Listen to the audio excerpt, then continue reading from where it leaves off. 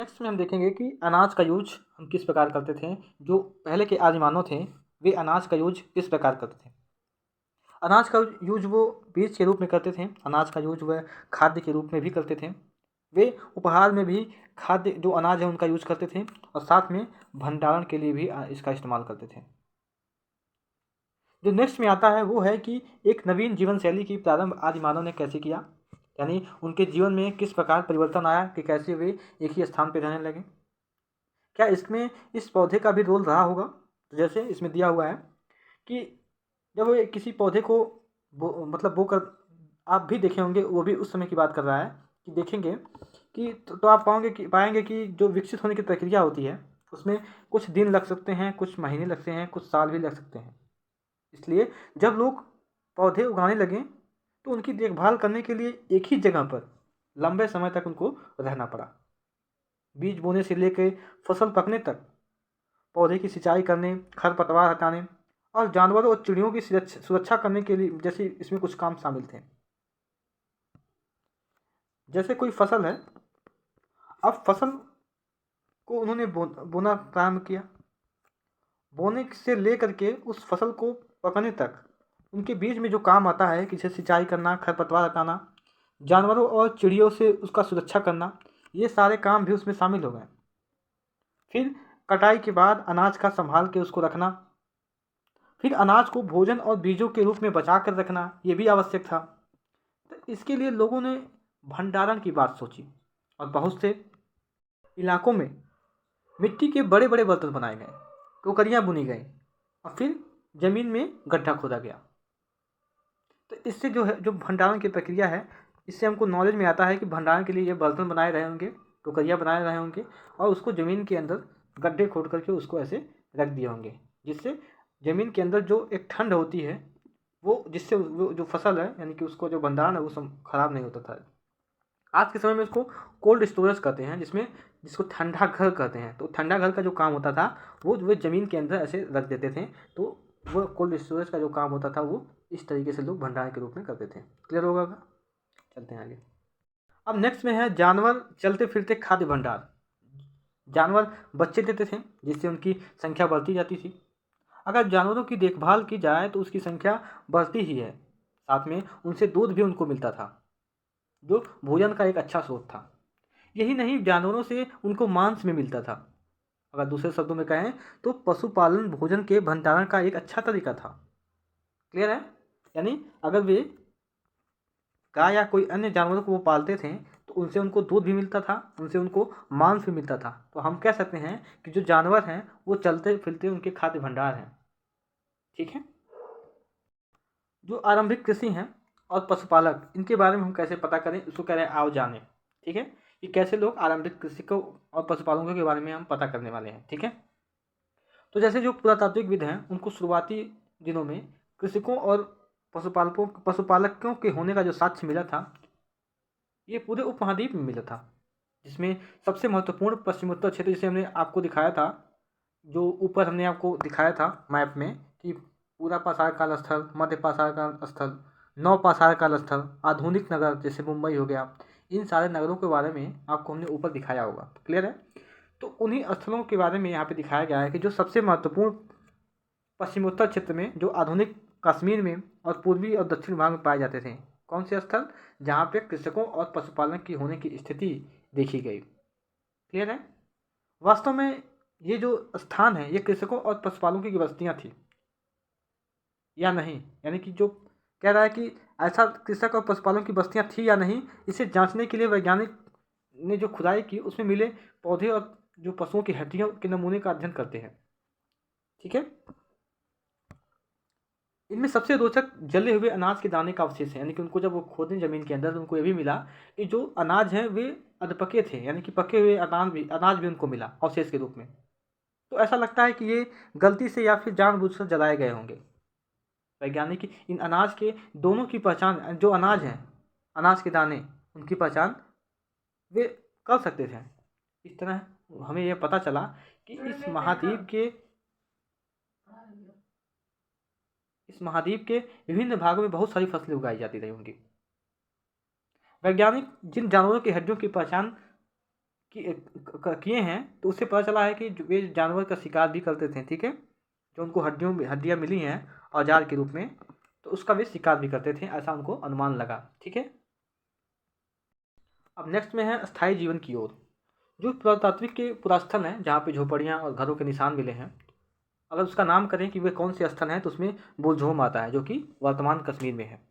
वहाँ लोगों को मिला कि जो गड्ढे हैं, जो लोगों के घर हैं, वे गड्ढे के नीचे उनका घर मिला है, जिनको हम कहते हैं गर्तवास। और उनको उतरने के लिए खासकर सीढ़ियाँ भी बनी हुई थी, और इससे उनको क्या होता था, ठंड से सुरक्षा मिलती थी। जो कि आपको पता है कि जो जम्मू कश्मीर का इलाका है वहाँ पे ठंड का मौसम अधिक रहता है, तो ठंड से सुरक्षा के लिए वे ज़मीन के अंदर अपने घर को बनाते थे, जिनका नाम आपको पता ही है, गर्तवास है। क्लियर है। तो जो पुरातात्विक के झोपड़ियों के अंदर और बाहर दोनों ही स्थानों पर आग जलाने के जो साक्ष्य मिले हैं, इससे पता चलता है कि उस समय आग जलाने की जो सुविधा थी मौजूद थी। ऐसा लगता है कि लोग मौसम के अनुसार अपने अंदर बाहर की जो एक्टिविटी है उसको करते थे, यानी कि गर्मी के मौसम में वे बाहर निकलते थे और बाहर निकलने के बाद वे अपने काम को करते थे। लेकिन जब ठंड की मौसम आती थी तो उस तरीके के हिसाब से अपने घरों को बनाते थे कि ठंड के मौसम में अपने जो काम है वो घर के अंदर भी कर सकें। क्लियर है। बहुत सारी जगहों से पत्थर के औजार भी मिले हैं। इनमें से कई ऐसे हैं जो पूरा पाषाण युग के उपकरण से भिन्न है, इसलिए इन्हें नव पाषाण युग का माना जाता है। इनमें वे औजार भी हैं जिनकी धार को और अधिक पैना बनाया गया है, यानी कि पहले जो सबसे पहले पूरा पाषाण काल में जो पत्थर थे वो कुछ इस तरीके से बनाए जाते थे औजार के रूप में। लेकिन जब मध्य पाषाण काल स्थल आया तो कुछ इस तरीके से बनाए गए पत्थर को। लेकिन जब नव पाषाण काल युग आया तो वो पत्थर की जो स्थिति है वो इस तरीके से, तो वही कह रहा है कुछ ऐसे भी पत्थर औजार मिले हैं जिनकी स्थिति तो पूरा पाषाण काल की लग रही है, लेकिन जो उनकी बनाने की प्रक्रिया है वो नव पाषाण युग की तरह है। पत्थर तो वही है लेकिन उनकी प्रक्रिया इस तरह हो गई है। क्लियर है। उनके ऊपर पॉलिश की चढ़ाई भी की गई होती है। उखली और मुसल का प्रयोग अनाज और वनस्पतियों, यानी कि एक पत्थर की ऐसे उखली रहती थी और एक बड़ा सा ऐसे पत्थर रहता था, वो कुछ इस तरीके से उसमें उखली पत्थर का बना रहता था और उसका उपयोग वे क्या करते थे, अनाज और वनस्पतियों की चीज़ों को पीसने के लिए करते थे। आपने पुराने रामायण जैसे सीरियल में आपने देखा होगा कि जो वैद्य रहते हैं, जो वैद्य जड़ी बूटी पीसते हैं, वो कुछ इस तरीके से ही बना रहता था, पत्थर की ऐसे बनी रहती थी और उसको खूनने के लिए इस तरह से रहता था वो। क्लियर है। उखली और मुसल। आज हजारों साल बाद भी उखली और मुसल का प्रयोग अनाज के पीसने के लिए भी किया जाता है।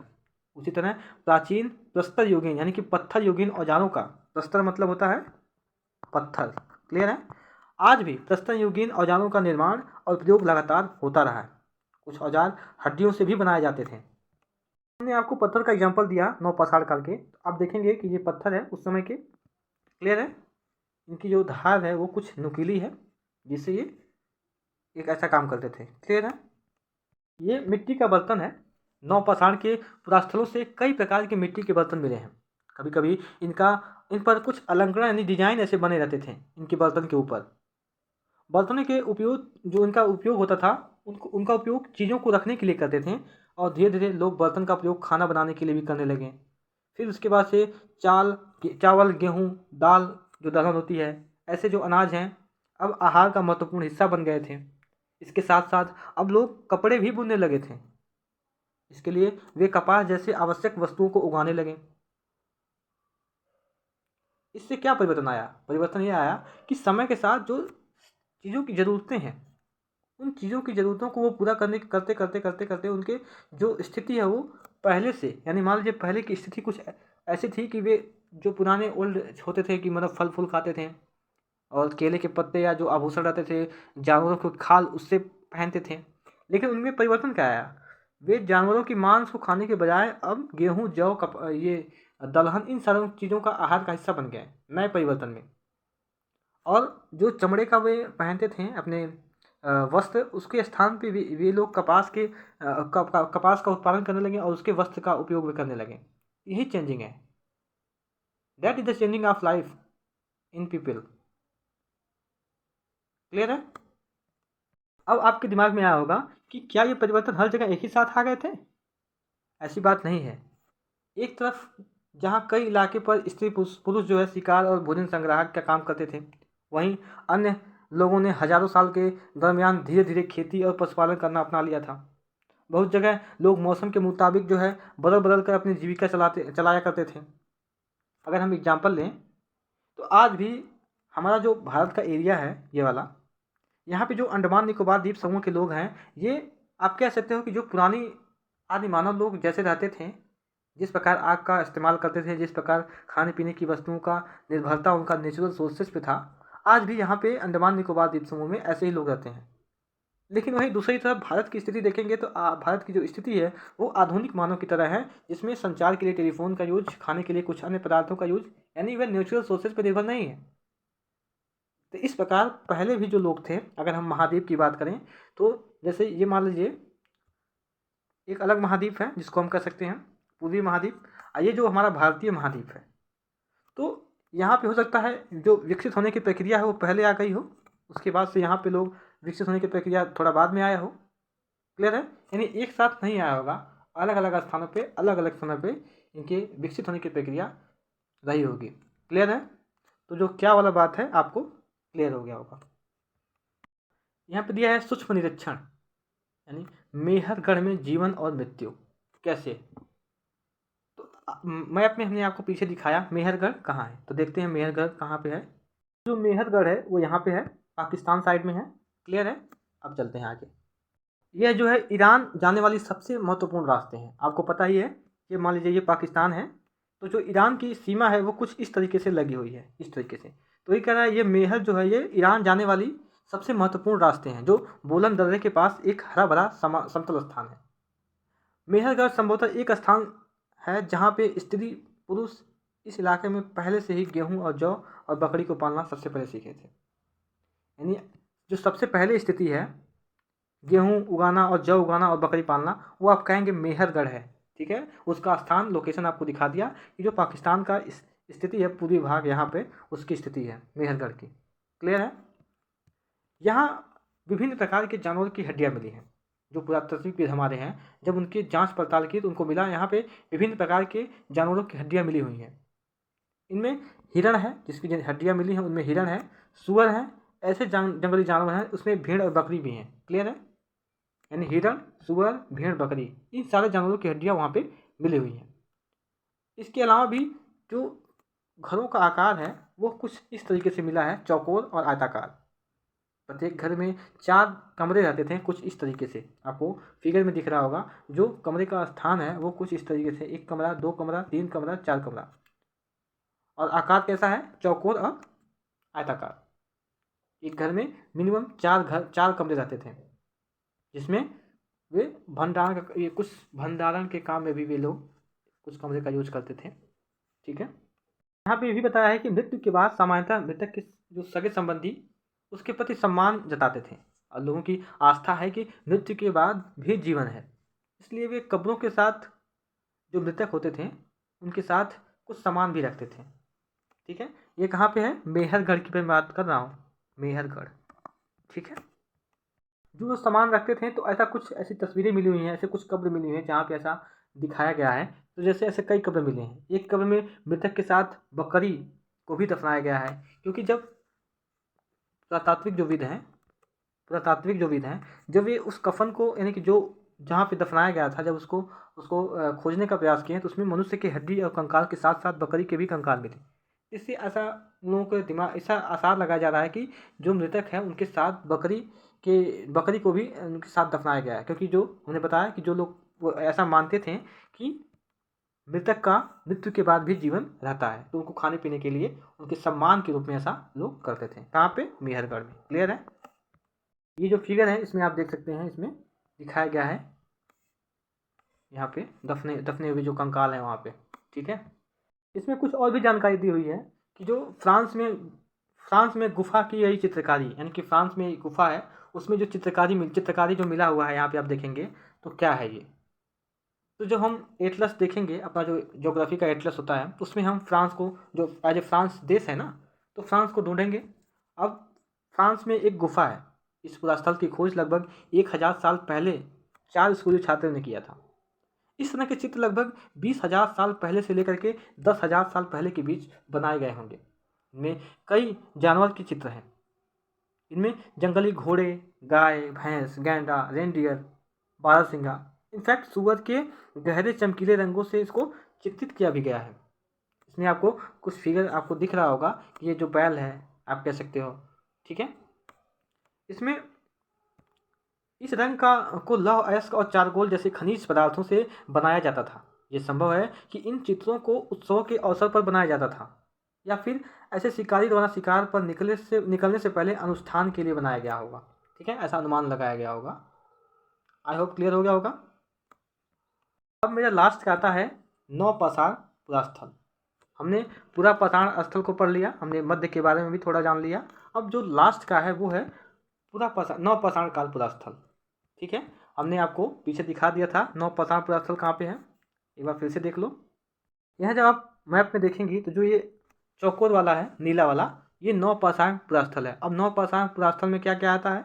पैयामल्ली आता है, हल्लूर आता है, महागढ़ आता है, कोल्डिहवा आता है, चिराद आता है, ठीक है, और दाउजली हेटिंग भी आता है।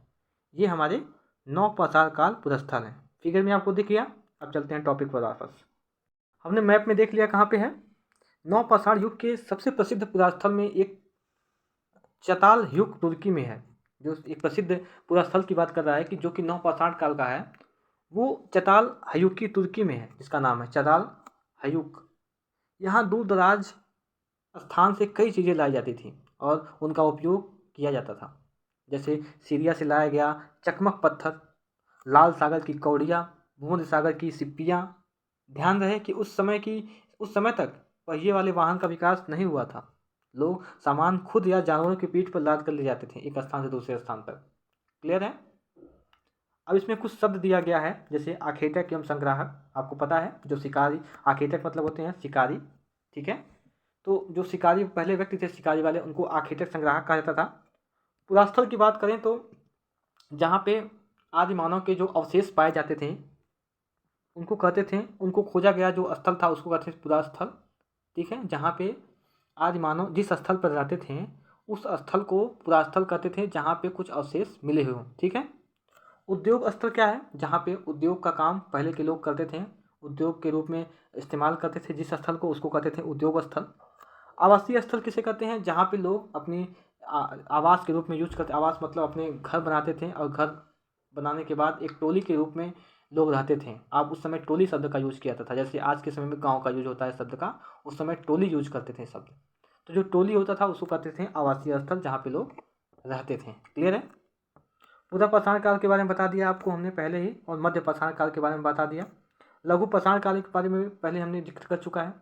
कृषक के बारे में बता चुके हैं हम कि कृषक लोग कौन थे और कैसे कृषक स्टार्ट हुआ, पशुपालक की स्थिति कैसी थी, और नवपाषाण काल युग के बारे में भी हमने आपको बता दिया।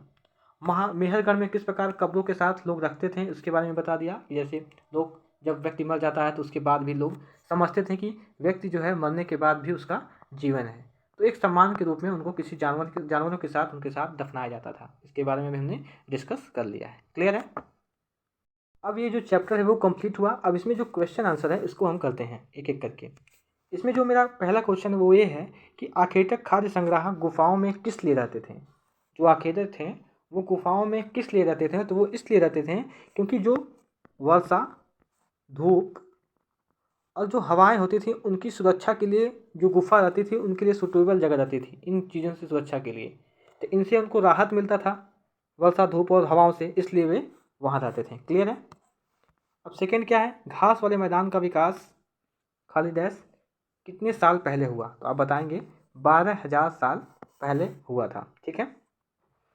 जो दूसरा क्वेश्चन है वो ये है कि खेती करने वाले लोग एक ही स्थान पर लंबे समय तक क्यों रहते थे? तो वो इसलिए रहते थे क्योंकि जब वे किसी फसल को बोते थे तो फसल को बोने से लेकर फसल के पकने तक इसके बीच में कई प्रक्रिया होती हैं, जैसे खरपतवार निकालना, उसको समय से पानी चलाना, उसमें सिंचाई करना, उसके बाद उनमें सुरक्षा करना, जो चिड़िया होती हैं, जो जानवर होते हैं, तो उनको ऐसा करने में समय लगता था। ठीक है। तो इसलिए वो लंबे समय तक एक ही स्थान पे रहते थे। क्यों? फसलों में जो प्रक्रिया है, ये करने की प्रक्रिया, उसमें उनको समय लगता था। क्लियर है। अब जो थर्ड है वो ये है कि पुरातात्विकविद ऐसा क्यों मानते हैं कि मेहरगढ़ के लोग पहले शिकारी थे, बाद में उनके लिए पशुपालन ज़्यादा महत्वपूर्ण हो गया। ठीक है। तो जो मेहरगढ़ की स्थिति है वो हमने आपको ऊपर दिखाया है कि जो पाकिस्तान का नक्शा है, यानी कि ये पाकिस्तान में है मेहरगढ़। क्लियर है। तो मेहरगढ़ की जो स्थिति है कुछ इस तरीके से यहाँ पे है। ये जो है यहाँ पे जो बोलन दर्रा है, बोलन दर्रा, यहाँ के पास एक समतल स्थान है जो कि हरा भरा था। जब पुरातात्विकविदों ने यहाँ पे खुदाई की तो खुदाई के दौरान उनको जंगली सुअर, हिरन, इन प्रकार के जो जानवर हैं वहाँ इनकी हड्डियाँ मिली। तो इससे यह स्पष्ट हो जाता है कि ये लोग शिकारी थे। ठीक है। तो यहाँ पे जो मेरा पहला क्वेश्चन है ये क्लियर हो गया कि मेहरगढ़ के लोग पहले शिकारी थे। अब हमारा आता है सेकेंड में क्या है कि पशुपालन उनको इसलिए कहा गया कि जब वो खुदाई कर रहे थे तो खुदाई के दौरान जो ज़्यादातर हड्डियाँ मिली थी वो बकरियों और भेड़ों की मिली थी। इससे ये पता लगता है कि वे पशुपालन करते थे। ठीक है। अब पशुपालन जब करते थे तो पशुओं की जब संख्या अधिक हो जाती थी तो उनको दफनाते थे। तो दफनाने से जो उनकी हड्डियाँ मिलती थी वो अधिक मिली हैं, इसलिए। क्लियर है। आई होप क्लियर हो गया होगा। अब इसमें क्या है कि आओ चर्चा कीजिए, इसको भी थोड़ा देख लेते हैं। इसमें दिया है कि आखेटक संग्राहक एक स्थान से दूसरे स्थान तक क्यों घूमते रहते हों। इनकी यात्रा आज की हमारी यात्रा से के कारणों से किस प्रकार समानता है या भिन्नता है। तो वे किस लिए घूमते थे पहले के आखेटक संग्राहक? इसलिए पहला ये कि अपने भोजन की तलाश में, दूसरा ये कि अगर वहाँ सूखा आ गया तो उसकी स्थिति में एक स्थान से दूसरे स्थान तक चले जाते थे। तीसरा ये कि कोई जानवर अगर फसल, अगर एक जो जानवरों की फसल खाने की स्थिति है वो अगर मौसम के अनुसार बदलती रहती है तो कोई जानवर जो कि मौसम के अनुसार अपने जो फसल है मतलब जो कह सकते हो चारा है उसको खाता है, तो चारा खाने के लिए इसको एक स्थान से दूसरे स्थान तक जाना रहता था। तो जानवरों के शिकार के लिए जो व्यक्ति हैं वो भी एक स्थान से दूसरे स्थान तक चले जाते थे। तो इसलिए, ठीक है, ये इसलिए घूमते थे। अब दूसरा क्वेश्चन है कि इस समानता है हमारे आज के यात्रा से किस प्रकार समानता है। तो आज के जो भिन्नता है और समानता है वो इस ऐसा है कि जैसे आज के लोग पहले एक स्थान से दूसरे स्थान तक क्यों जाते हैं। पहला कह सकते हो कि वो रोजगार की तलाश में जाते हैं। ठीक है। दूसरा कह सकते हो कि उनकी जो रुचि है घूमने की, तो वो रुचि के लिए भी घूमते हैं। तो कुछ इस तरह से आप समानताएं दे सकते हैं। ठीक है। कुछ अन्य कारण भी होते होंगे। अब जो कुछ आप इसमें इम्प्लीमेंट करके हमको कमेंट में बताइएगा कि इसमें और भी क्या हो सकता है। क्लियर है। जो पांचवा क्वेश्चन है ये है कि आखेटक संग्राहक आग का उपयोग किन किन चीज़ों के लिए करते थे। क्या तुम आज आग का उपयोग इनमें से किसी चीज़ के लिए करोगे। तो आप बोलोगे पहले वाला क्वेश्चन का क्या है कि किन किन चीज़ों के लिए करते थे। तो पहला, आग का उपयोग पहला प्रकाश के लिए, दूसरा मांस को भूनने के लिए, और तीसरा क्या है, पशुओं, जो जंगली पशुएं हैं खतरनाक, उनको डराने के लिए या भगाने के लिए। ठीक है। अब इसमें से हम किन चीज़ों का उपयोग आज कर सकते हैं। पहला, हम प्रकाश के रूप में कर सकते हैं। आजकल हम इनका प्रकाश का उपयोग, जो गुफाएं होती हैं, आज भी जो गुफा होती है वहाँ हम इसका उपयोग कर सकते हैं। ठीक है। दूसरा हम क्या कर सकते हैं, जो भुनने की प्रक्रिया है, जो हम लोग कभी, यदि कोई आप लोग कहीं गए होंगे तो वहाँ पे जो मछलियाँ होती हैं उनको भूनने के लिए लोग इस तरह के इक्विपमेंट का यूज करते हैं। ठीक है। आग का यूज मछलियों को भूनने के लिए। क्लियर है। और जब आप जंगल में कभी जाएंगे, जैसे ब्राज़ील का जो अमेजन का जंगल है, तो वहाँ पर आपको जो खतरनाक जानवर है उनको भगाने के लिए भी इस जो आग का लपट है उसका यूज कर सकते हो। ठीक है। यानी आज के रेलेवेंस से ये चीज़ें हैं कि जो पहले की चीज़ें थी कि जो भूनने का काम, जो डराने का काम, जो प्रकाश का काम, तो वो आज भी हम कर सकते हैं। ठीक है। तो यहाँ दोगे हाँ, हम ऐसा आज भी कर सकते हैं। क्लियर है। अब इसमें जो लास्ट का क्वेश्चन है वो क्या है, कृषक पशुपालक का जीवन आखेटक खाद्य संग्राहक के जीवन से कितना भिन्न है। आप 3 अंतर बताओ। इसको आपको कमेंट में हमको बताना है कि इसका आंसर क्या होगा। ठीक है। अगर नहीं आएगा तब भी आप कमेंट कीजिएगा, तो हम आपको बताने का भरसक प्रयास करेंगे। क्लियर है। तो ये कुछ इसमें तिथियाँ दी हुई हैं, आपको जानना जरूरी है। जो इसको हमने पहले आपको बता भी दिया है कि जो मध्य पाषाण काल युग है वो 12,000 से 10,000 साल पहले है। ठीक है। जो बसने की प्रक्रिया का आरंभ है वो 12,000 साल पहले शुरू हुआ। जो नवपाषाण काल का शुरू है वो कहाँ तक है, 10,000 साल पहले से। और जो मेहरगढ़ में जो बस्ती आरंभ हुआ वो 8,000 साल पहले। ठीक है।